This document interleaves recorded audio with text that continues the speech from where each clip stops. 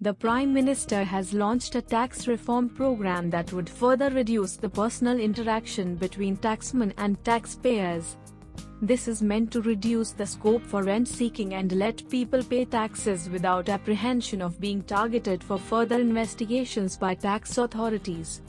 This is welcome, but the way to increase direct tax collections really lies in cleaning up the indirect tax system, the goods and service tax, GST, implemented jointly by the center and the states. A direct tax is a tax that is borne by the entity on which the tax is levied, such as income tax and capital gains tax. An indirect tax is a tax that the entity on which the tax is levied can shift to someone else, so that the burden of the tax is borne by that someone else. All commodity taxes, such as the excise duty paid, for example, by refineries that produce petroleum products or alcohol, as the case may be, are indirect taxes, passed on to the end consumer, who fuels up at a petrol pump or raises a toast in the evening. It is commonplace to say that only 3% of Indians pay tax. This is true if by tax we mean only direct tax. But all Indians pay indirect tax. Indirect taxes collectively account for 2/3 of all taxes collected by the center and the state governments. Direct taxes are just about 1/3 of tax collections.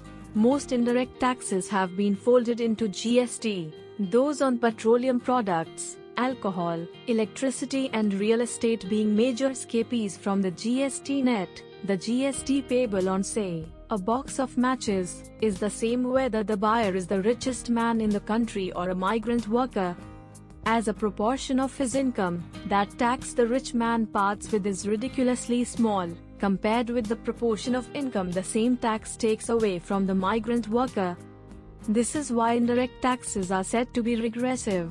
Developed countries collect a much higher share of their tax take as direct taxes, whereas India manages to push direct taxes only to 1/3 of its total tax collection, while the bulk of tax collections come in the form of regressive indirect taxes. How can India raise the share of direct taxes? Not by appealing to the well-off to honestly pay their tax, but by identifying the tax base that escapes taxation. That is achieved by cleaning up the GST system.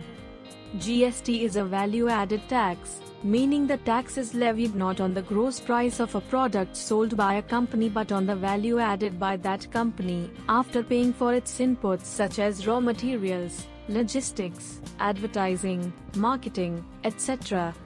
The value added by a company in a period is the sum of the company's gross profits, wages and salaries in that period. It is this non-obvious economic reality that makes the value of total output of an economy equivalent to national income.